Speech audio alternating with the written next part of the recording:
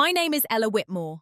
I'm 33 years old, and for most of my adult life, I've been the kind of person people describe with words like reliable, easygoing, and low maintenance. I live in Portland, Oregon, and I work as a financial compliance analyst for a mid-sized consulting firm. My job is quiet by nature. I spend my days reading details that most people skip past, noticing patterns most people don't see, and making sure things that look harmless on the surface are actually correct underneath. It's not glamorous work, but it teaches you something important about people. Most people assume that the quiet one in the room is the least powerful. I've heard the assumptions all my life, that I'm too calm, I avoid confrontation, that I let things go. And in many ways that's true. I've never been the loudest voice in the room. I've never needed attention to feel certain about who I am.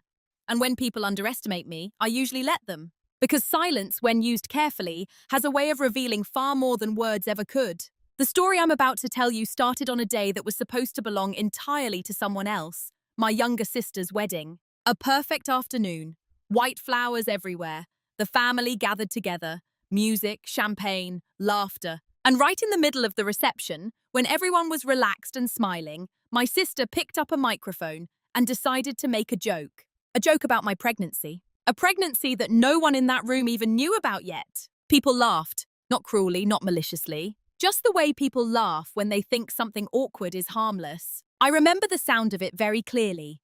The ripple of laughter moving across the tables, the clinking of glasses, the quiet expectation that I would laugh too. But I didn't. I just sat there. I didn't correct her. I didn't defend myself. I didn't explain anything. I stayed silent and watched. Now, if you're expecting a story about revenge, yelling, or dramatic confrontations, I should probably tell you now, this isn't that kind of story. Nothing exploded that day. No one was publicly humiliated. There were no dramatic speeches. What happened instead was much quieter. It unfolded slowly, but through choices, through patience, through details that most people never noticed until it was too late. Because the truth is, that wedding day didn't create the problem. It simply revealed something that had been growing quietly for years.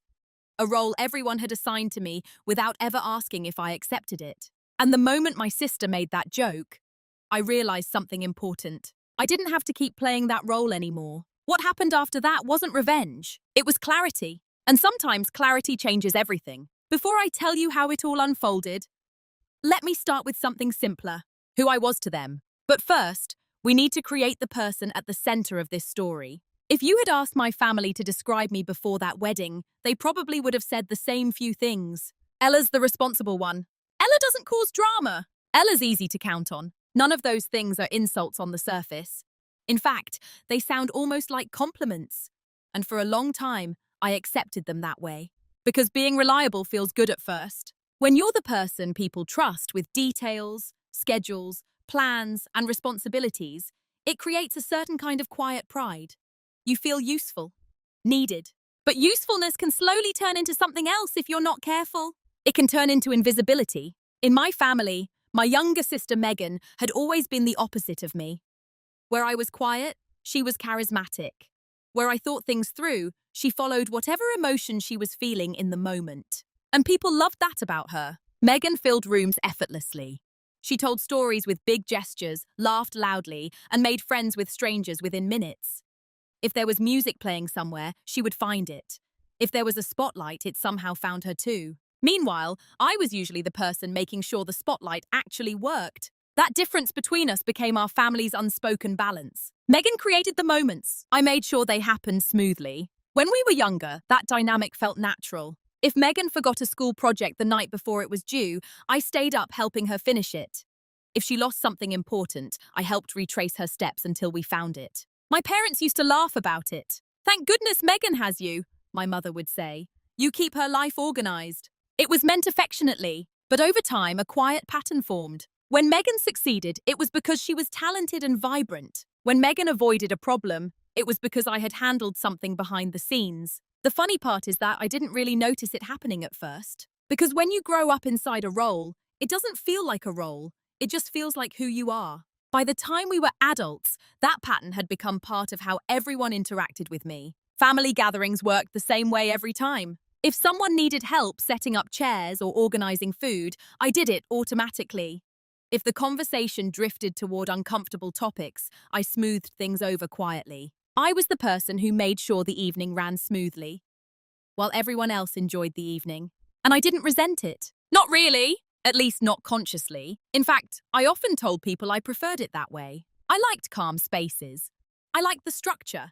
I liked observing more than performing. But something subtle happens when people grow used to someone always being calm. They begin to assume that the person doesn't have limits, or feelings, or private struggles. They start to treat your silence as permission. Permission to make assumptions, permission to overlook you, permission to speak for you.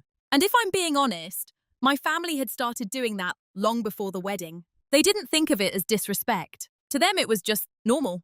If Megan made a joke at my expense, people laughed and moved on. If someone interrupted me mid-sentence, no one noticed. If plans were changed at the last minute and I was expected to adjust, I adjusted. Because that's what reliable people do. They adapt. They don't make scenes. They certainly don't turn attention toward themselves. By the time Megan got engaged, our family dynamic was so established that no one even questioned it anymore. The wedding planning process became the perfect example. Megan was excited, emotional, overwhelmed, and constantly changing her mind about small details. Venues, flowers, guest lists, seating arrangements. And almost every time something needed fixing or reorganizing, she called me. Not because I was the maid of honor, but because, in her words, I was the only one who wouldn't stress her out. I remember laughing when she said that. At the time, it sounded almost sweet. Like she trusted me. But looking back now, I realized something important. She didn't call me because I was the easiest person to trust. She called me because I was the easiest person to rely on without question. And when someone gets used to relying on you that way, they sometimes forget to consider how their choices affect you. That realization didn't arrive all at once. It began with something much smaller, something so subtle that almost no one else in the room even noticed it. But I did. And once I noticed it, I couldn't unsee it. The first moment that stayed with me happened about 3 months before the wedding. It wasn't dramatic. No one raised their voice. Nothing was broken. In fact, if you had been in the room, you might not have noticed anything at all. But I did. Megan had invited a small group of us over to her apartment one Sunday afternoon to go over the wedding seating chart. She had printed out several versions of the guest list and spread them across her kitchen table like puzzle pieces. Her fiancé, Daniel, was there too, along with my parents and 2 of Megan's friends. It should have been a simple conversation, but Megan was struggling to decide where to place certain relatives, and the discussion kept circling back to the same problem. 2 people who didn't get along. She tapped her pen against the table, frustrated. "Why is this so complicated?" she said. It's just tables." I leaned forward slightly, looking at the layout. There was actually a simple solution, one that kept everyone comfortable without creating tension during the reception. So I pointed it out. "Why don't you move Aunt Carla to table 6, I said calmly, "and shift the Petersons to table 8. That way they're near people they already know." I remember speaking quietly, the way I usually did in group conversations. Not interrupting anyone, just offering a suggestion. For a moment, Megan didn't respond. She was still scanning the papers in front of her. Then about 10 seconds later, Daniel said something almost identical. "Hey," he said casually, pointing at the chart. "What if Carla sits at 6 and the Petersons go to 8? That might fix it." Megan's face lit up instantly. "Oh my God, that's perfect," she said, smiling at him. "See, this is why I need you around." Everyone at the table chuckled lightly. Daniel shrugged modestly, and the conversation moved on. The problem was solved, just like that. Now, if you're listening to this and thinking that sounds trivial, you're probably right. Objectively, it was. No one insulted me. No one said anything cruel. My idea simply disappeared. Or maybe it didn't disappear. Maybe it just changed owners. I remember sitting back in my chair, folding my hands in my lap. No one noticed the silence that followed from me. They were already discussing the next table. And the strange thing is, I didn't feel angry. Not immediately. What I felt first was something quieter. Recognition, because that moment didn't feel new. It felt familiar, like hearing a song you've heard many times before, but only now realizing you actually know all the lyrics. Moments like that had happened throughout my life in small ways. At family dinners, at holidays, during conversations where someone louder repeated something I'd already said,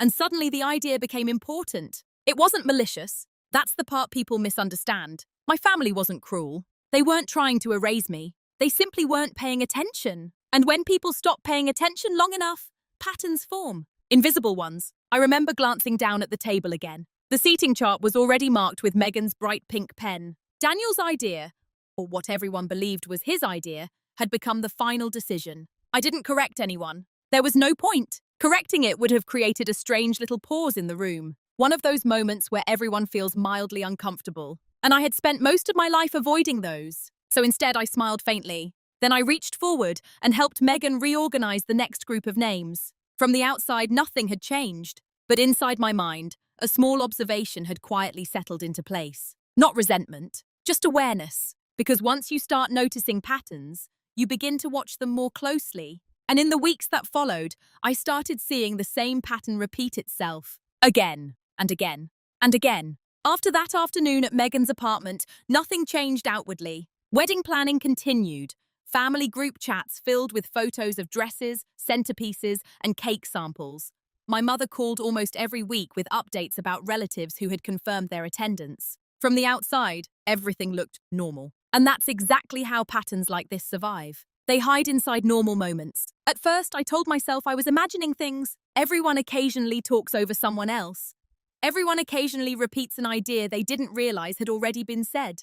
It happens. But once your attention is drawn to something, your brain starts quietly collecting evidence. Not aggressively, not obsessively. Just noticing. About 2 weeks after the seating chart meeting, Megan and I went dress shopping for the bridesmaids. It was one of those boutiques where everything is soft lighting and champagne flutes. The kind of place designed to make every decision feel emotional. Megan had already chosen the color, a pale sage green. But she hadn't decided on the exact style. She stood in front of the mirror in a sample dress, twisting slightly from side to side.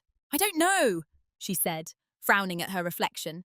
"This neckline feels weird." One of her friends suggested something strapless. Another suggested a deeper V-neck. The consultant began pulling dresses from a rack nearby. I studied the dress for a moment. The fabric was elegant, but the neckline did sit awkwardly on Megan's shoulders. "There's a version with a slightly wider strap," I said gently.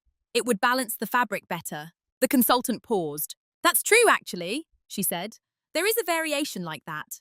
But before she could continue, Megan laughed lightly. "Ella always goes practical," she said with a playful roll of her eyes.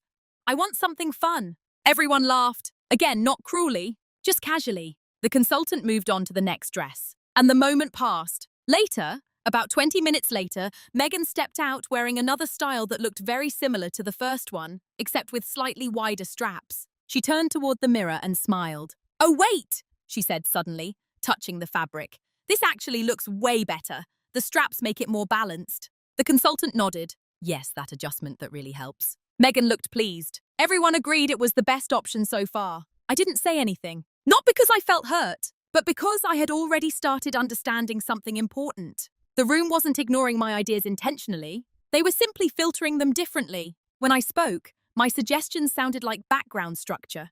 Useful but unremarkable. When someone else arrived at the same conclusion, it felt like a discovery. And the more I observed it, the more I realized that my silence had helped create that perception. Because I rarely insisted on being heard. I rarely corrected anyone. I rarely made space for myself in conversations. I simply adapted. That afternoon in the boutique, while Megan admired the dress in the mirror, I caught my own reflection standing slightly behind her. Calm, still observing. I didn't look upset. I looked exactly the way people expected me to look. Reliable, unbothered, supportive. And for the first time, I wondered something quietly. Had I trained everyone to see me this way? When someone consistently steps aside, people stop expecting them to step forward. And once that expectation forms, it becomes comfortable for everyone involved. Comfortable for them, convenient for them, even comforting. Because if Ella never complains, then nothing is wrong. But the strange part was this. I still didn't feel angry.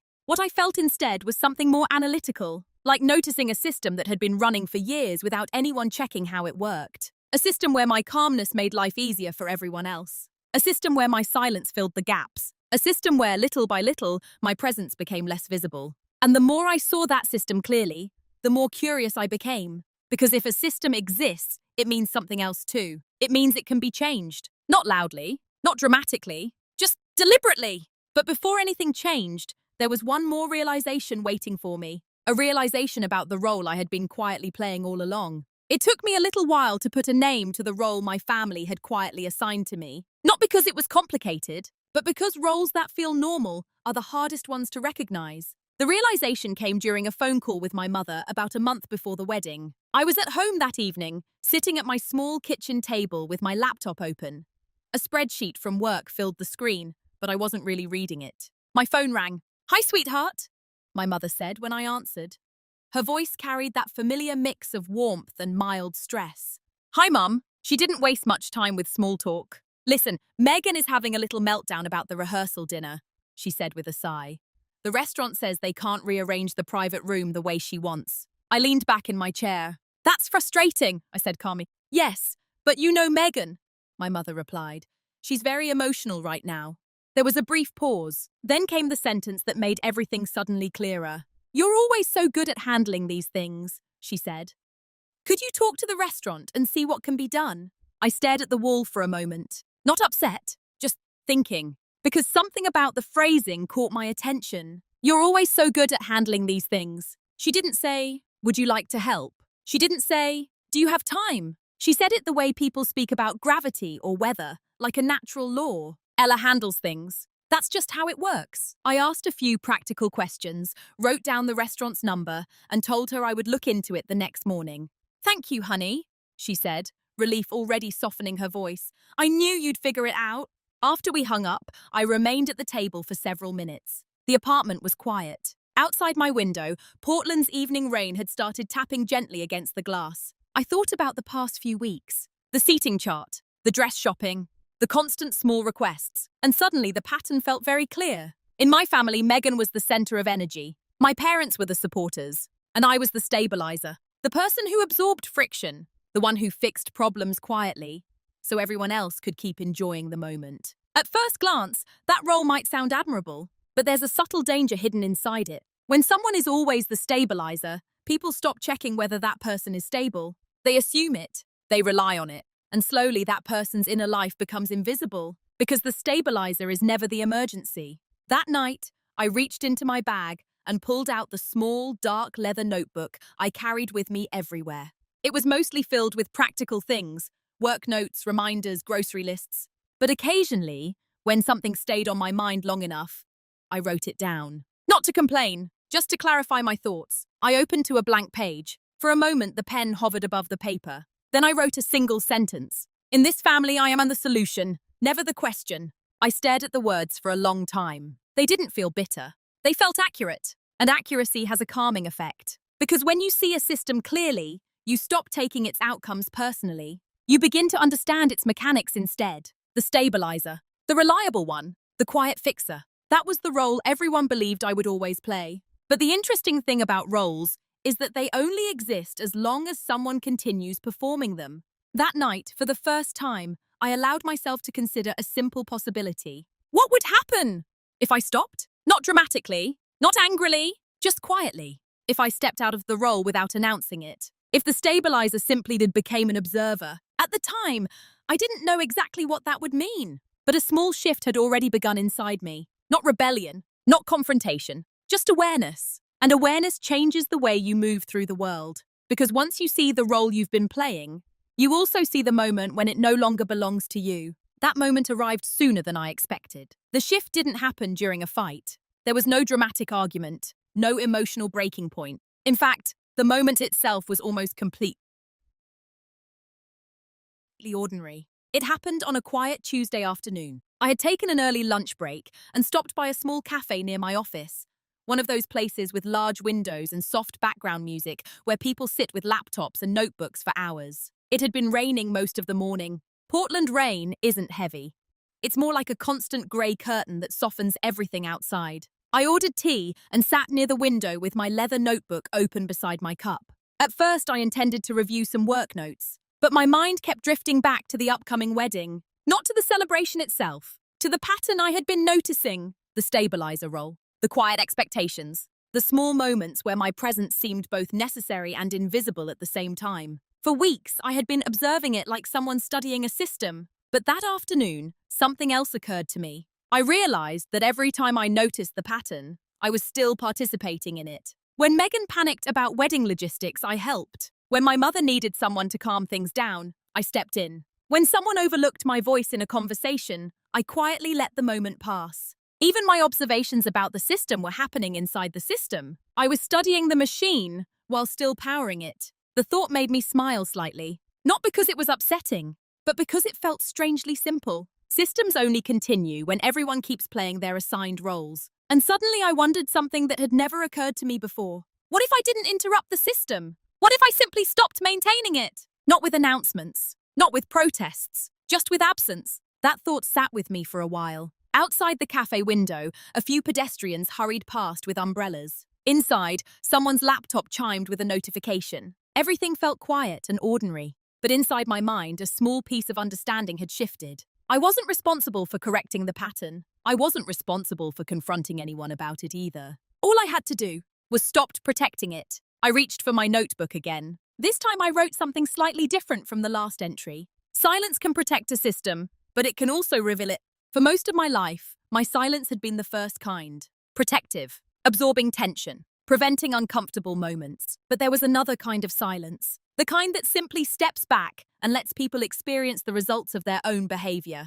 That kind of silence is very different. It isn't passive, it's patient. And that afternoon, sitting in that quiet cafe, I decided something very small. I would still attend the wedding. I would still support Megan as her sister. I wouldn't create drama, but I also wouldn't step into every situation smoothly anymore. If something became messy, I would let it be messy. If someone assumed I would fix something, I would wait to see what happened if I didn't. It wasn't revenge. It wasn't even a plan. It was simply a shift in participation.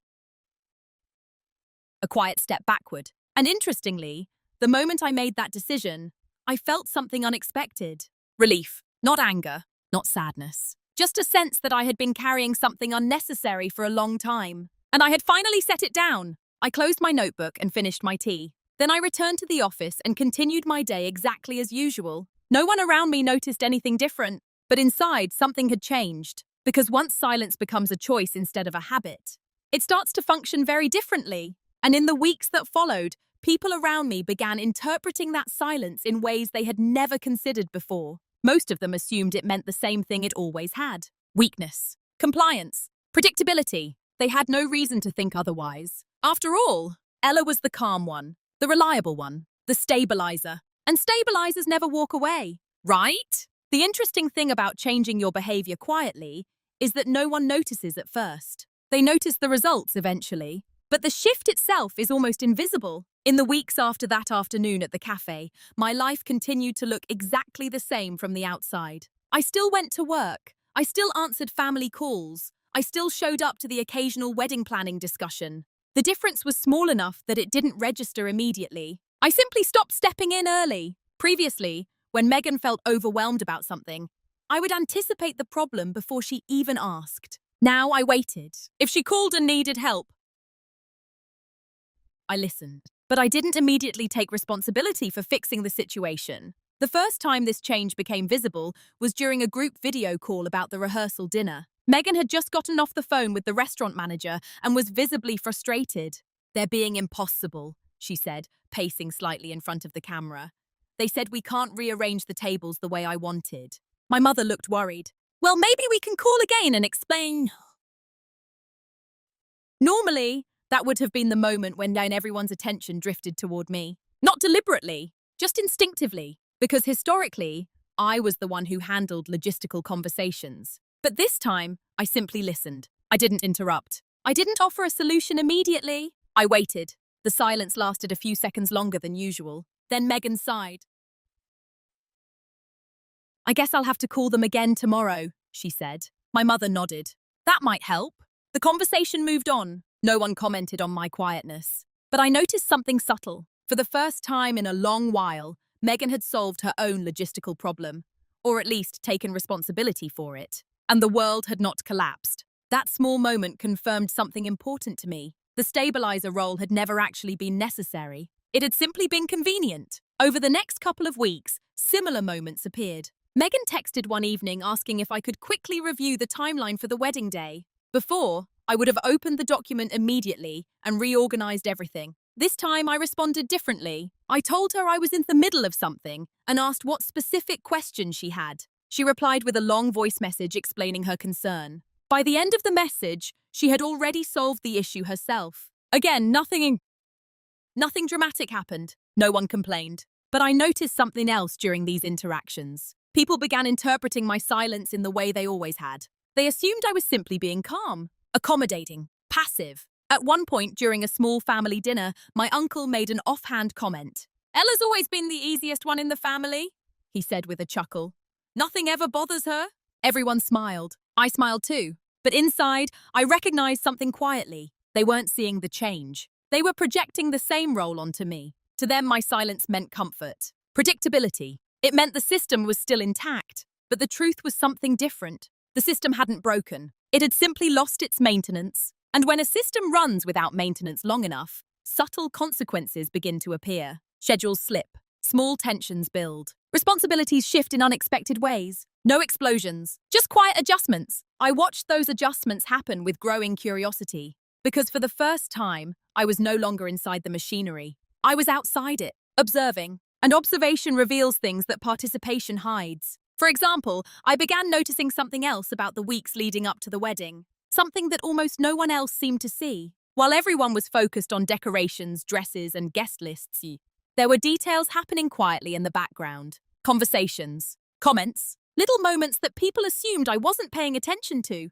But attention had always been my strongest habit. And once I stopped speaking so much, I had even more time to notice. At first, those observations didn't feel important. They were just fragments, pieces of information. But slowly, those pieces started forming a clearer picture. A picture that would matter much more than anyone expected. Especially on the day of the wedding. When people believe someone is quiet because they have nothing to say, they tend to speak more freely around that person. It's an interesting psychological habit. Silence creates a kind of invisible space where other people feel safe filling the air with their thoughts. And once I stepped out of the stabilizer role, that space around me grew even larger. No one noticed it happening. But they began talking in front of me the same way people talk near a calm piece of furniture.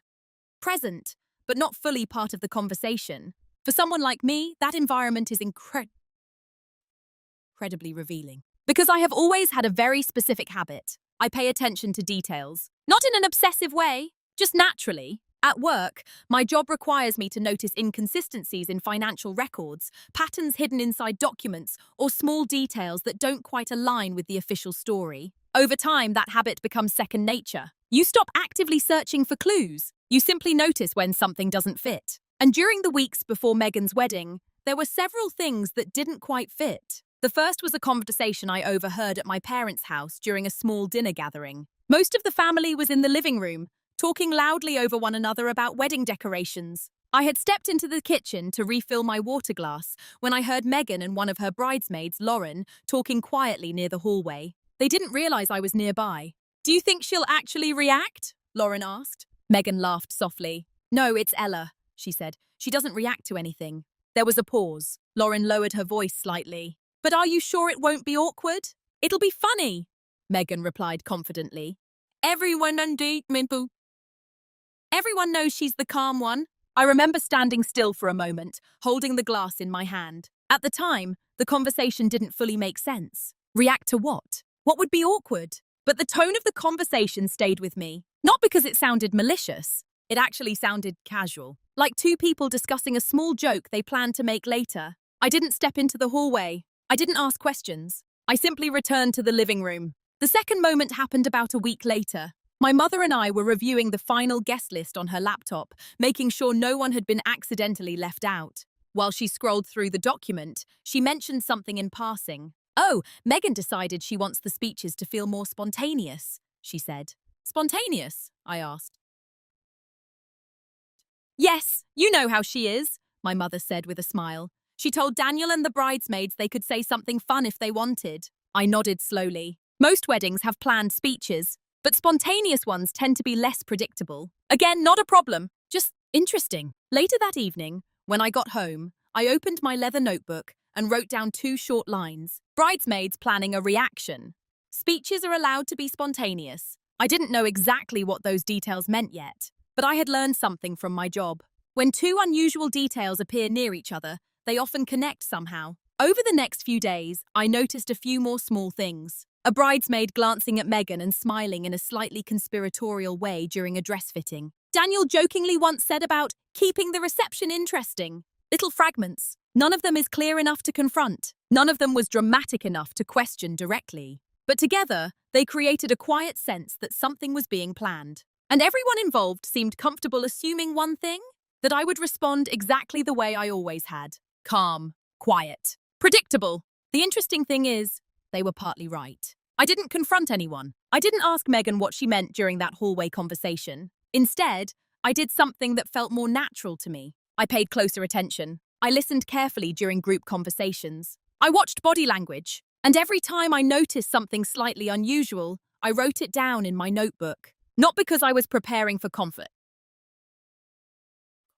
but because I prefer clarity over surprise. And slowly that clarity began forming a picture that finally made sense about 2 weeks before the wedding. The moment I understood it completely, I felt something unexpected again. Not anger, not embarrassment, just certainty. Because once you understand exactly what someone plans to do, you also understand how much control you actually have over the situation. And that understanding changes everything, especially when the moment finally arrives. The moment everything became clear happened on a quiet Saturday morning, about 2 weeks before the wedding. I was at my apartment, sitting on the floor beside the coffee table with my laptop open. Several wedding-related emails were scattered across my inbox, mostly updates Meghan had forwarded to family members. I wasn't searching for anything specific, but sometimes clarity arrives simply because you're paying attention when others aren't. One of the forwarded emails contained the reception timeline, the order of events, cocktail hour, dinner, speeches, first dance. I scrolled through it slowly. Everything looked ordinary, but near the section labelled Open Toasts, there was a note Meghan had added for the bridal party. Keep it light and fun. Surprise is welcome. That phrase lingered in my mind for a moment. Surprise is welcome. Combined with the hallway conversation I had overheard earlier, it created a small but noticeable tension in the story. So I did something simple. I opened our family group chat. There were dozens of messages from the past few weeks.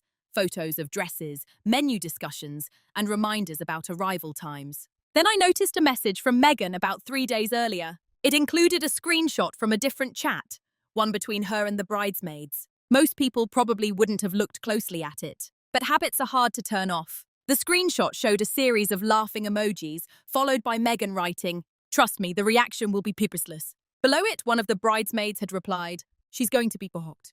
Another added, "Are you actually going to say it during the speech?" Meghan responded with a winking emoji. That was all. The screenshot ended there, but I didn't need anything else, because suddenly, the earlier conversation made sense. Do you think she'll react? It'll be funny. She doesn't react to anything. The pieces fit together almost instantly. They were planning a joke, a public one, and the target of the joke was me, specifically my pregnancy. At that moment, you might imagine I felt embarrassed or angry, but strangely I didn't. Instead, I leaned back on the couch and let out a quiet breath, because something about the situation felt oddly predictable. Meghan wasn't trying to hurt me, not intentionally. In her mind, it was probably just a playful moment, a funny surprise during the reception, something that would make everyone laugh for a few seconds before the evening continued. But the part she hadn't considered was this. She believed my reaction was guaranteed. Shock, embarrassment, maybe a nervous laugh.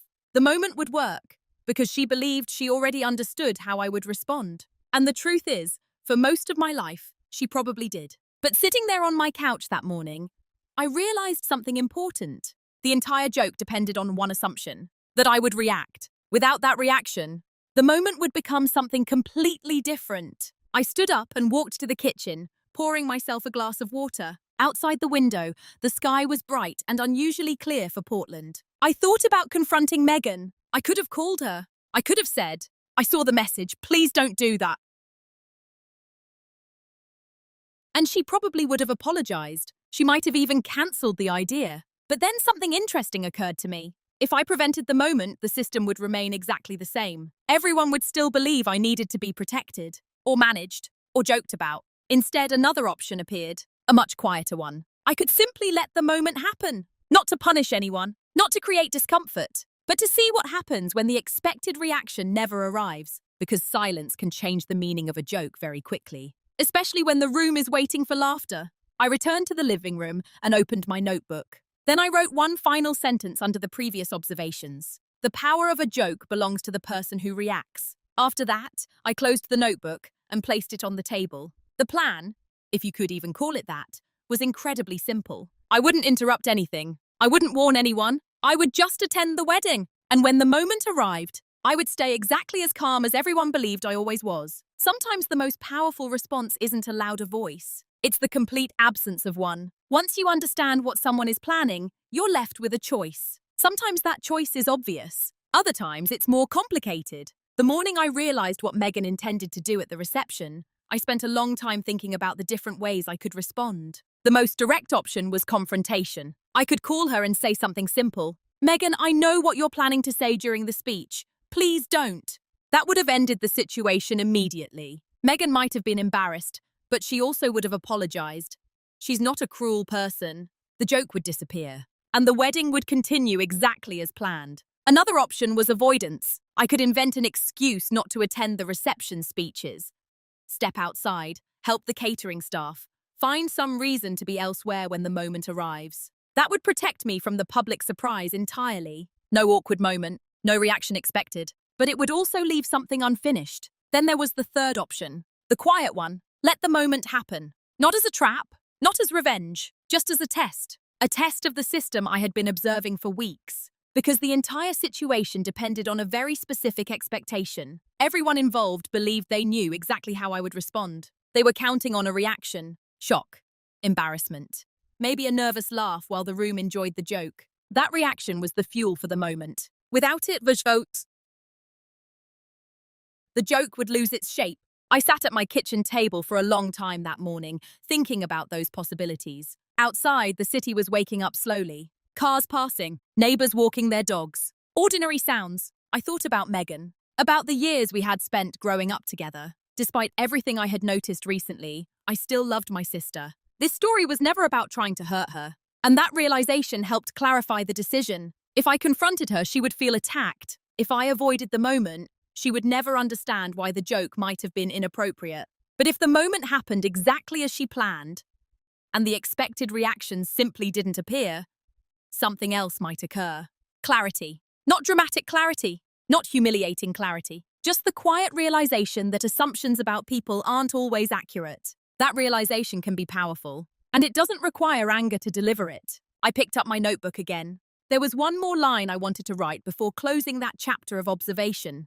When people expect a performance, the most powerful choice is sometimes not to perform. Then I closed the notebook. The decision was made. I would attend the wedding. I would sit through the speeches. And if Megan made the joke she had planned, I would do exactly what everyone expected me to do. Remain calm. Remain quiet. But the meaning of that silence would be different now. Because this time, it wouldn't come from habit. It would come from choice. And choices have consequences, not immediate ones. The wedding day itself would look almost perfect. Beautiful flowers, warm sunlight, music and laughter. From the outside, everything would appear exactly the way weddings are supposed to look. The moment Megan made her announcement, people would laugh. Glasses would clink. Someone might even raise a toast. And I would sit there quietly, exactly as everyone expected. What no one in that room understood yet was something much simpler. The moment wasn't the end of the story. It was the beginning. Because once the system reveals itself in front of everyone, people start noticing things they never noticed before. Especially when the person they assumed was predictable suddenly becomes very still. The wedding day arrived on a bright Saturday afternoon in early spring. Portland had one of those rare, clear skies that made everything feel softer and more celebratory. The ceremony was held in a small garden venue just outside the city.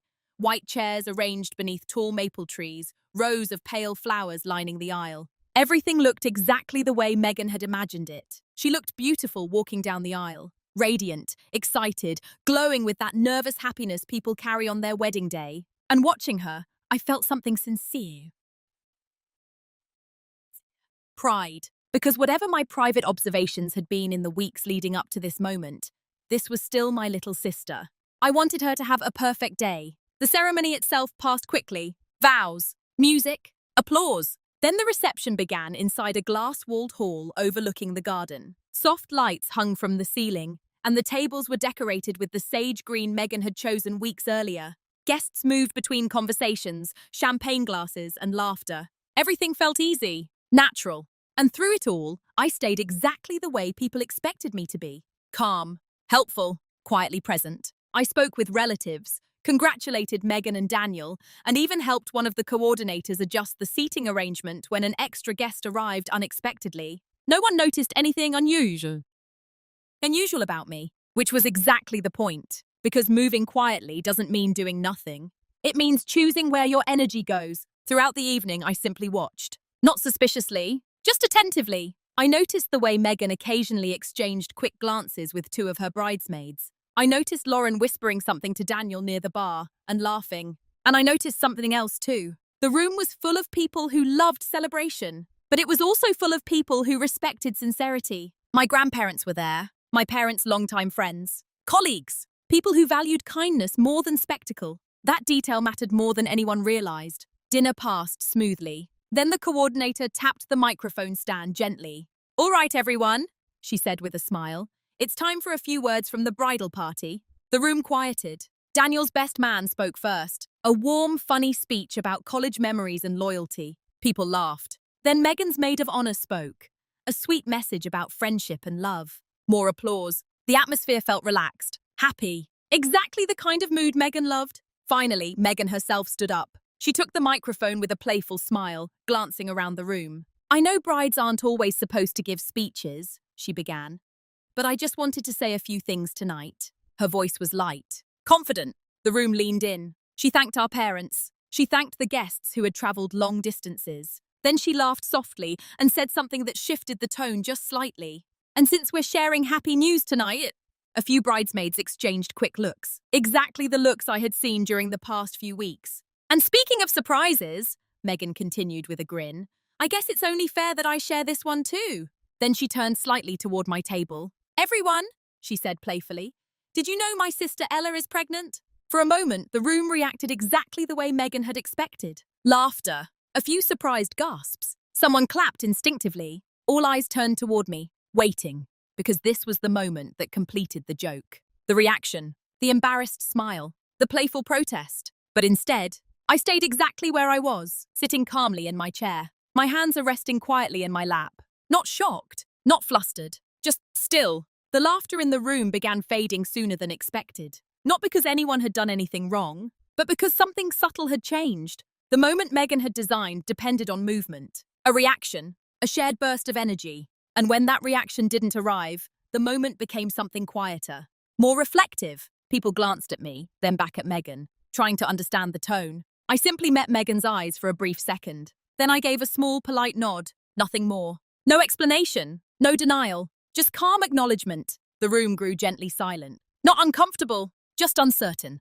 And uncertainty has a way of changing how people think about what just happened. Meghan lowered the microphone slightly. For the first time that evening, her smile hesitated. The speech continued quickly after that. Another thank you, another toast. The music returned. Conversation slowly resumed. From the outside, the reception continued normally. But something small had shifted. Not loudly, not dramatically, just enough that a few people began quietly reconsidering the moment they had just witnessed. And moments like that tend to ripple outward in ways no one predicts. After Meghan finished her speech, the music resumed almost immediately. The coordinator smiled, the band picked up the tempo, and waiters began clearing plates from the tables.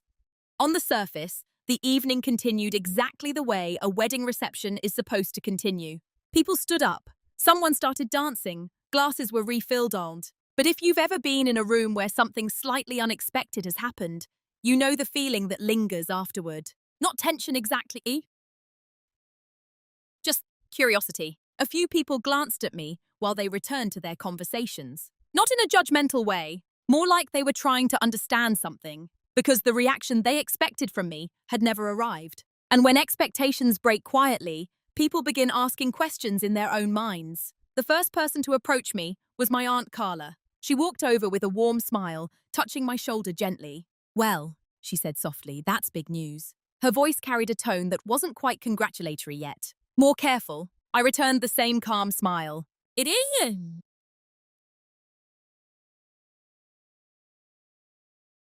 I said, Mama bites me.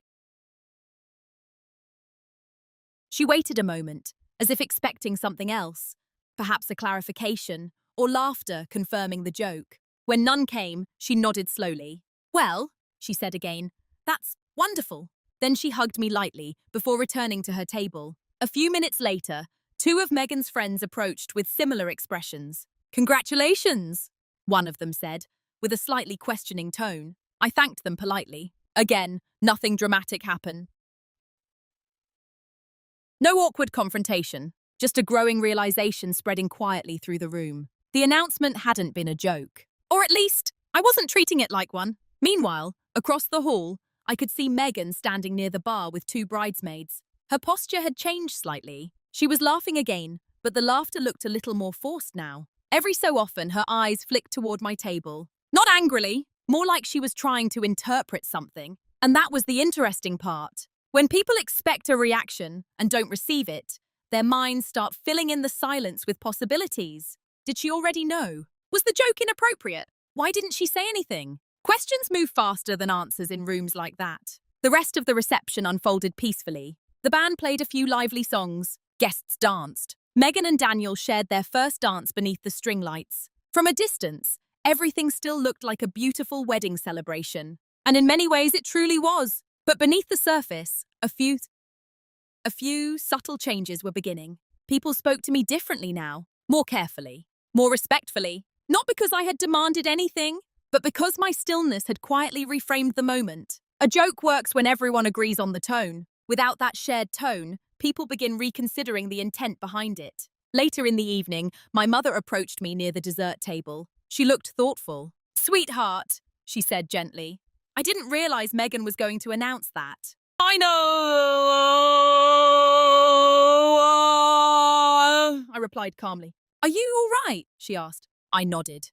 "I'm fine." She studied my face for a second, as if trying to read something deeper. But calmness can be difficult to interpret. Eventually, she squeezed my hand and smiled softly. "I'm happy for you," she said. "Thank you." Across the room, Megan was now speaking quietly with Daniel. He glanced toward me once, then back at her. Whatever they were discussing, it seemed more serious than earlier conversations. But the night continued. Cake was served. Guests began slowly leaving with warm hugs and congratulations. And by the time the last song ended, the reception had returned to a peaceful rhythm. No scenes, no arguments, just a subtle shift in the way people understood the evening. Sometimes, consequences don't arrive as punishment. Sometimes they arrive as a reflection. And once people begin reflecting on a moment, they often realize things they didn't notice when the moment first happened. That process had only just begun. By the time the reception ended, most of the guests had already begun forming their own quiet interpretations of what had happened. No one announced those interpretations out loud, but you could feel them in the tone of the goodbyes. The way people hugged me was a little longer. The way a few relatives gave Megan thoughtful looks instead of laughing about the earlier moment. The room hadn't turned against her, nothing that dramatic. But the certainty she had expected, the shared sense that it had all been a harmless joke, had quietly dissolved. And once that certainty disappears, it's very difficult to rebuild it. I stayed until the end of the evening, helping my parents gather a few personal items from the tables. The staff was beginning to clear decorations when Megan finally approached me. She was still wearing her wedding dress, though the energy she had carried all day had softened. Her expression wasn't angry. If anything, it looked uncertain. "Hey," she said quietly. "Hey," I replied. For a moment, she glanced toward the door, where the last guests were leaving. Then she looked back at me. "I didn't know you were actually going to tell people tonight," she said. Her tone wasn't accusing. It sounded more like someone trying to understand where a misunderstanding had occurred. I met her eyes calmly. "I wasn't planning to," I said. She blinked. "Well, I thought it would be funny," she said quickly. "You know, just a surprise." "I know," I said. The simplicity of the answer seemed to catch her off guard. For a few seconds, she didn't say anything else. Then she looked down slightly.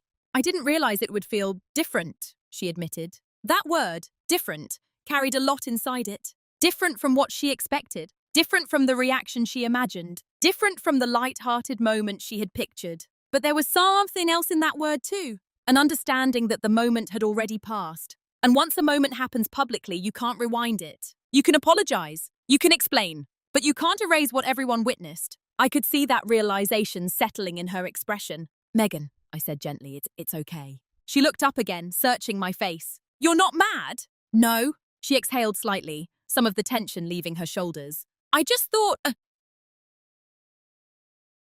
You'd laugh or something, she said. I gave a small smile. I know.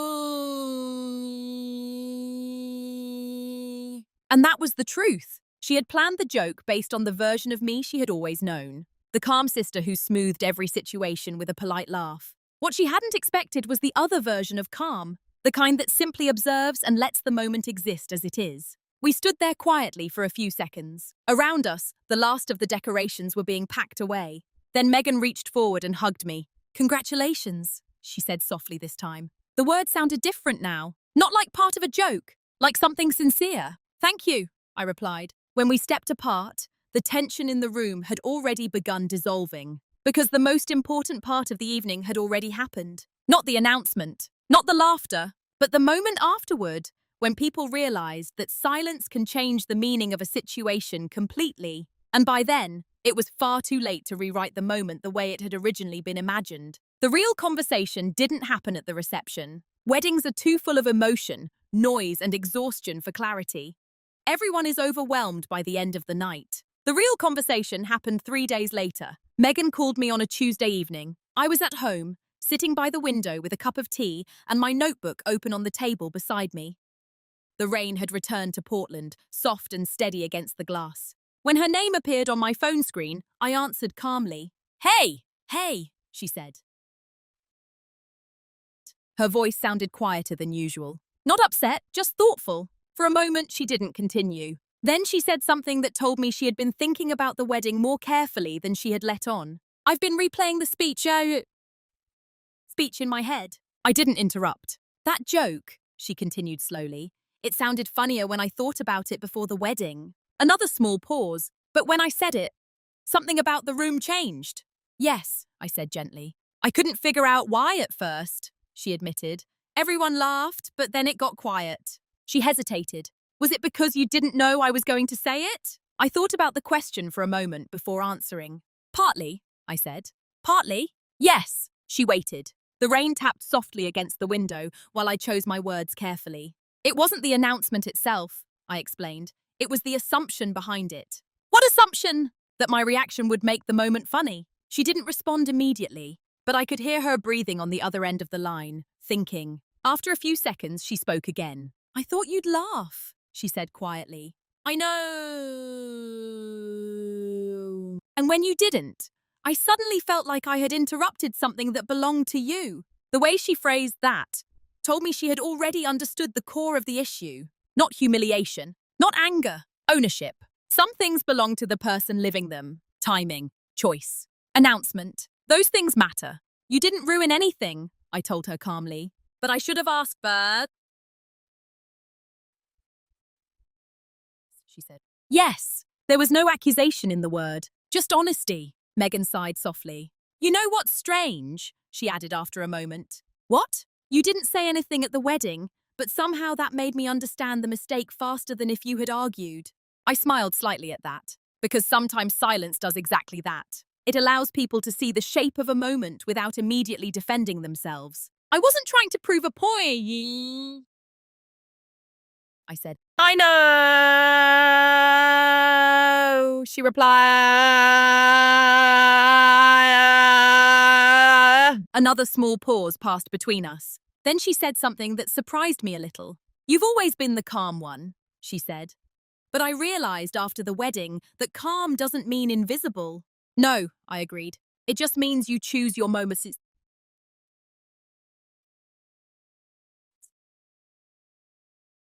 Exactly. We talked for a few more minutes after that. About the honeymoon she and Daniel were planning. About my upcoming doctor's appointment. Normal things. By the time the call ended, the entire situation felt settled. Not erased, but understood. And sometimes understanding is far more valuable than an apology, because it changes how people see you the next time a moment like that appears. Life didn't transform overnight after the wedding. There was no dramatic shift in the way my family behaved the very next day. People don't change that quickly. But something quieter did happen. The way they saw me became slightly different, and once perception changes, behavior eventually follows. In the months after the wedding, Megan and I spoke often. Our relationship didn't become distant or strained. In some ways, it actually became more balanced. Before, she had always spoken to me the way people speak to someone who will always accommodate them. Now there was a small pause sometimes before she asked for help. No hesitation. Just awareness.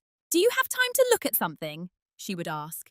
That sentence might sound simple, but for the first time in our adult lives, it acknowledged something important. That my time and my choices belonged to me. My parents noticed the shift too. My mother stopped automatically assuming I would handle every logistical problem during family gatherings. My father began asking my opinion during conversations, instead of letting louder voices take over. Again, none of this happened dramatically. It was simply a quiet recalibration. As for Meghan's wedding speech, the moment slowly turned into something people rarely mentioned. Not out of embarrassment, but because the meaning of it had changed. At first, some relatives thought the silence after the announcement had been awkward. Later, after Meghan told a few people that she hadn't asked me beforehand, the story began circulating differently. Not as gossip, more like a small lesson. "Ella handled it with a lot of grace," someone said once during a family dinner. Grace. I thought about that word afterward. Because grace isn't the same thing as passivity. Grace is composure with intention. The ability to choose calm, even when the situation invites chaos. And the truth is, I didn't become a different person after that wedding. I'm still quiet. I still observe more than I speak. I still carry my leather notebook with me most days. But one thing has changed inside me. I no longer confuse silence with obligation. Silence is something I choose now. Sometimes I speak. Sometimes I step back. Sometimes I let a moment unfold without interfering. The difference is that the choice belongs to me. And interestingly, once people sense that difference, they start treating you differently too. Because calmness backed by choice feels very different from calmness assumed by habit. These days, when my family gathers for holidays or celebrations, I still sit in my usual seat at the table. I still listen more than I talk. But no one speaks for me anymore. No one assumes my reaction. And occasionally, when Meghan and I catch each other's eyes across the room, there's a small understanding between us. A quiet reminder of the moment when both of us realize something important about who I actually am. Not the invisible stabilizer, not the predictable sister. Just Ella, someone who moves quietly, but very intentionally. Looking back now, the moment at my sister's wedding wasn't really about a joke. It wasn't about embarrassment or revenge or proving anyone wrong. It was about expectations. For years, the people around me had built a quiet understanding of who I was. The calm one, the reliable one, the person who would smooth out awkward situations and make everyone comfortable again. And for a long time, that understanding wasn't completely wrong. I had allowed it to exist because being dependable felt like kindness. Being quiet felt like peace. But there's an important difference between kindness and self-erasure. Kindness supports others. Self-erasure disappears, so others don't have to think about you at all. That difference can be hard to see until one small moment reveals it. For me, that moment was sitting at a reception table while a room full of people laughed, waiting for me to react, and choosing not to. Not out of anger, not out of pride, just because the moment belonged to me. Sometimes people expect strength to look loud. A speech, an argument, a dramatic confrontation. But some of the strongest choices are incredibly quiet. A calm pause. A decision not to perform the role someone else wrote for you. A willingness to let the room adjust to a new version of you. In the end, my sister and I understood each other better because of that moment. Not because anyone was punished, but because the silence created space for reflection. And reflection is what changes relationships. These days, when I think about that wedding, I don't remember the laughter first. I remember the stillness. The moment when the room shifted from expectation to awareness. And how peaceful it felt to simply remain myself while it happened. Because sometimes the most powerful thing you can do in a situation is nothing at all. Just sit quietly, breathe, and allow the truth of the moment to reveal itself. Now I'm curious about something. If you had been sitting in that room that night, and someone made a joke about you in front of everyone, would you have spoken up immediately, or stayed silent and watched what happened next?